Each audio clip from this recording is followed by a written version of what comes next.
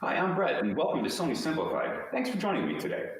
Today's topic is a beginner's guide to wide-angle artistry. We're going to talk about the Sony wide-angle 16-25G versus the A7 IV kit lens.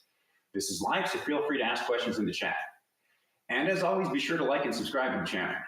So, why do you need a wide-angle lens anyway? I'm glad you asked. Let's start with what you get with an upgraded lens. So this is going to be true with most of the upgraded lenses. There are things about upgraded lenses that are better than kit lenses just across the lineup. For instance, better quality lenses. Think of it like gas station sunglasses versus prescription sunglasses. They're just better glass, they're sharper glass, they're better quality to start with. Better lenses equal sharper pictures. That's just the way it happens. This lens is going to be sharper than the kit. Our Master Series are going to be sharper than that. On the screen, we're going to show you a demonstration here of kind of A versus B with the pictures.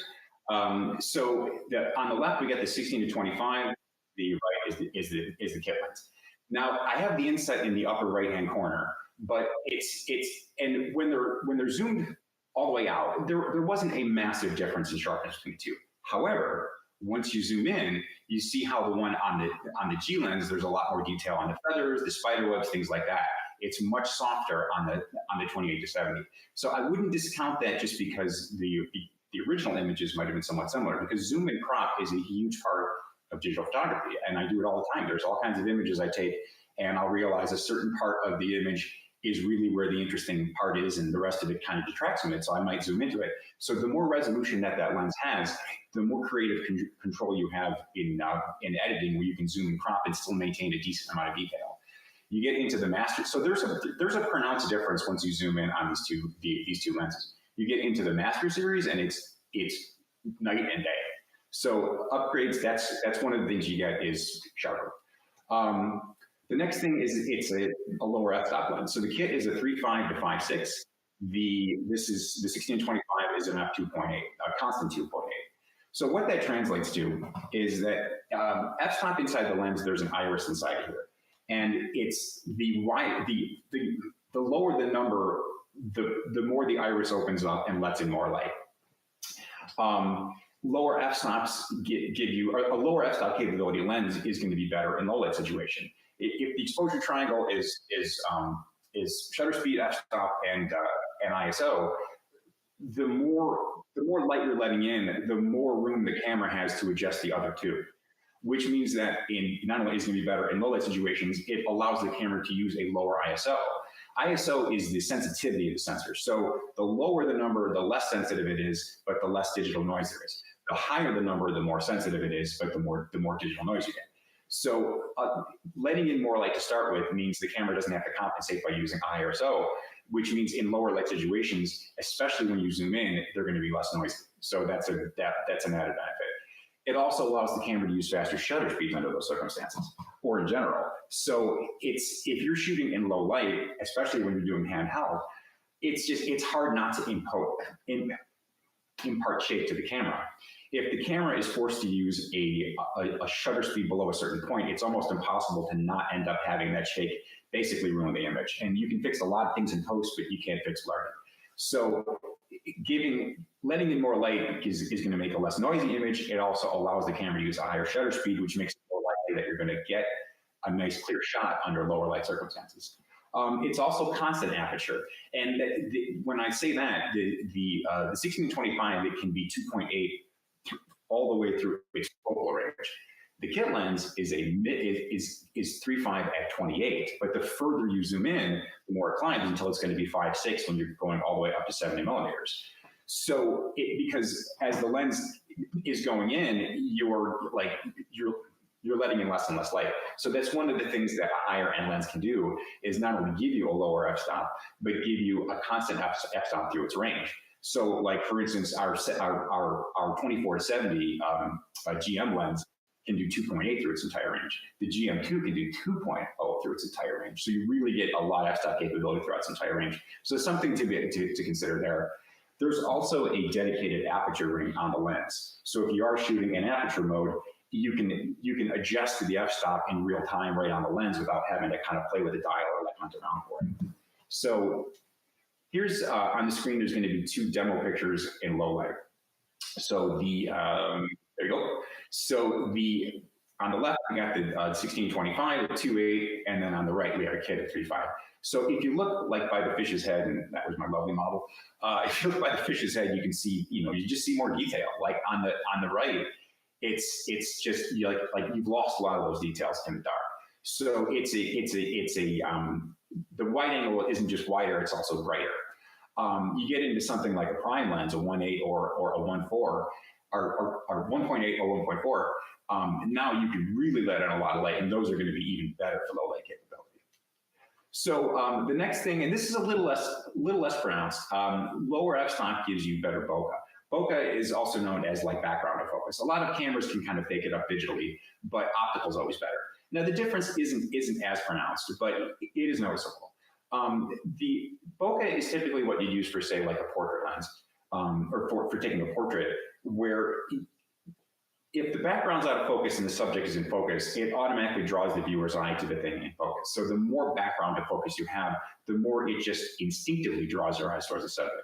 So if you look at the egg in the background on the left versus the right, there's some bokeh on the kit lens, but it's a more pronounced bokeh on the 16-25. There's a little more kind of visual separation. If you got into a prime lens like a 1.8 or a 1.4, you get to the point that you wouldn't even be able to tell there was an egg back there. It's like that's how much background blur you get. Other upgrades you get in premium lens is higher build quality. It's a better built lens. It's using more rugged, stronger materials, better weatherproofing, things like that. The A7 IV actually does have decent. It's built to be a little more rugged, a little bit more weather resistant. So the higher build quality and weatherproofing on the premium lenses better match the waterproofing and premium build quality on the camera. So it's going to take that much more tough treatment out in the field. There's also a fluorine coating on the lens, and that helps repel moisture and grease and things from the lens. I don't know about you, but I've had plenty of times that I took my camera out on a trip and I shoot a bunch of pictures and they all look great on the little screen. Everything looks great on a small screen. I get it home, I put it on the computer, and there's schmutz on the lens. And I've got stuff like the things in the images that are really a pain to get out. So the fluorine coating does help kind of keep it clean, more likely to not have to deal with that. There is a closer focal range. So if you're shooting macro, the focal distance is a minimum of 7 inches on the 1625. It's a minimum of 12 inches on the kit. So it does give you a little bit more closer macro capability. There's also faster, more responsive autofocus on that. Now that makes the lens more able to keep up with the autofocus capability of the camera. Faster, more accurate autofocus means that you're more likely to capture a clear shot when things are moving quickly. So it's an easy thing not to think about, but again, you can't fix blurry. Most importantly, though, wide angle shots. Duh. I mean, that's what this is all about. It's called wide angle artistry. So a wider field of view just gives you more picture in your picture. So the demo pictures we have on the screen here, and these were taken from the same distance from the subject area.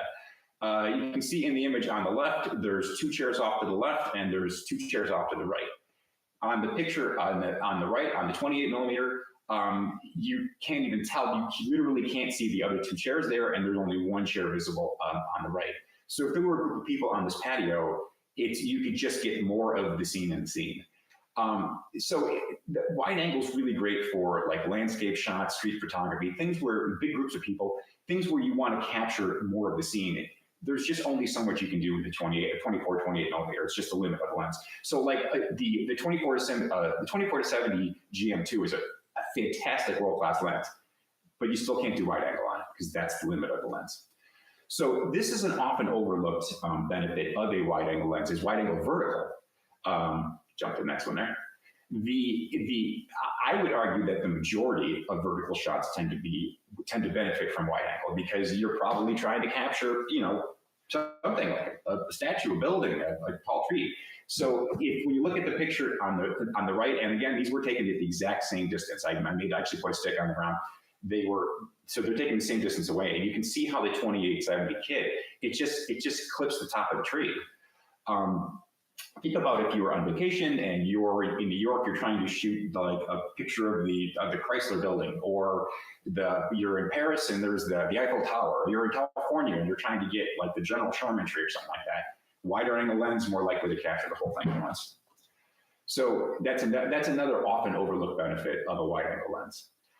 Next, we're going to show you some video clips. And I want to show this off. We did a really good Sony Simplified about a month ago about a wide angle lens versus the kit lens on the ZV-10. But I wanted to show you something similar so you really just get an idea of how much more cinematic it makes the footage look. So go ahead and roll those. So this is a clip taken with the kit lens that comes with the A7 IV. So just make note of how much is in the background around me, and then I'm going to shoot another clip on the 16-25, and you see the difference. So right now this camera is at 28, which is the widest it's going to go. So this is another clip taken on the 16-25. So now you can really see how much more of the background is visible in the frame. So this is really going to be better for vlogging or just taking video of groups of people or in like a really scenic location. Okay, so you can really see, going from one to the other. Not only does it would it give your video footage a more cinematic feel, but if you were shooting selfie mode or something like that, you can also see how much of what's around you is going to be in the scene. So that's another often overlooked benefit of a lens like that. And lastly, it was called wide angle artistry, so I wanted to throw in a few of my own wide angle pics to kind of give you an idea of like real world settings of how it's going to benefit. So now, granted, some of these images were shot in 16:9, so it's a little bit of a cheat on the wideness, but they were shot on wide angle lenses. 3 of the 4 of these were shot at Death Valley, and it is inherently a big landscape place. It's very cinematic. It's very panoramic, and a wide angle lens allows you to capture more of the scene and make it feel more like it felt when you were there. So, like the picture in the upper left, I wanted to get actually I didn't shoot that picture, but the idea was to get kind of walking off into this kind of infinite horizon, this like going down the trail. The one on the upper right, you can see the subject off to the right. And again, it's supposed to just give you a sense of scale and grandeur that would that you would lose some of if there was 25% less of that picture. The lower left, same thing. It's the subject is off to the right, and you kind of get this is somebody shooting a picture and kind of looking off into that infinite horizon. And then similar with the picture on the lower left, you see the Jeep off to the left, and you kind of have a feel for this Jeep is going to go way off into this really wilderness area. And it's that it would have been harder to get the feel of those pictures with 28mm being the widest you could have gone. So that's what I got for wide angle. If anybody has any questions, you can throw them in the chat now.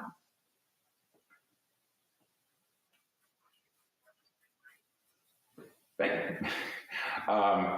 you. I heard that I got good comments on the photos. I appreciate that.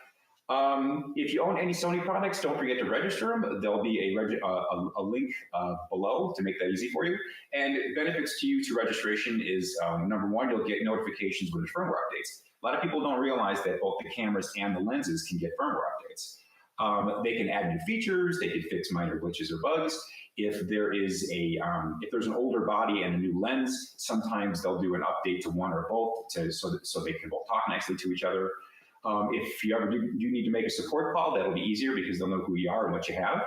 Another big benefit, especially right now, is extended warranty.